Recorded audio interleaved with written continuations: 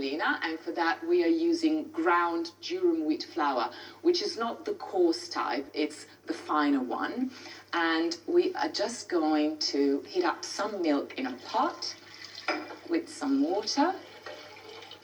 And while that gathers a little bit of heat, I'm going to split a vanilla bean and pop everything into the pot, including the bean. I want to extract all the flavor.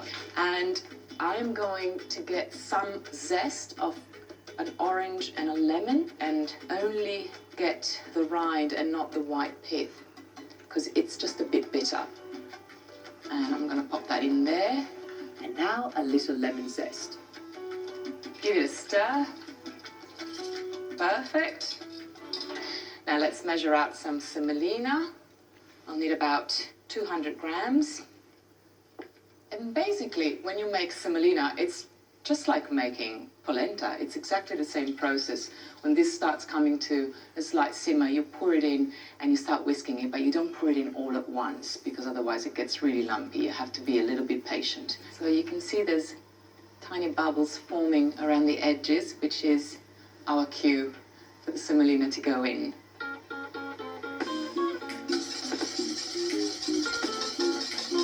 Great, now let's rein it in as you would with polenta. Then keep whisking thoroughly until the mixture thickens. And when it looks good, add a little butter. It's beautifully smooth and very creamy. I'm just going to give it one last whisk. There we go. Look at this.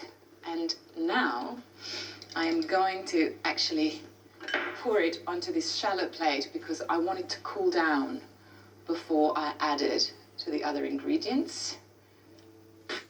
With the semolina mixture cooling, I'm going to add 4 eggs to a bowl and then mix in about 220 grams of caster sugar. Just whisk this. There you go. But look how pale and fluffy this is. Now we're going to add some ricotta to this mixture. And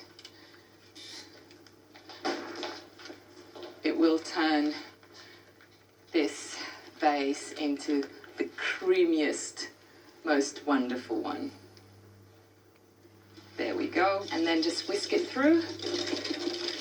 And to that, I'm going to add some grated zest as well. There is never enough citrus zest for me. Both oranges and lemons together.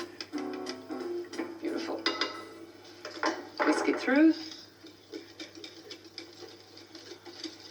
And now that the semolina is cooled, we can add it to this mixture. But before you add your cooled semolina to the bowl, make sure you remove the vanilla pod and all the lemon and orange rind. And then add this to this. Then whisk it all together. And this beautiful, beautiful mixture is now finally ready to go in a cake tin.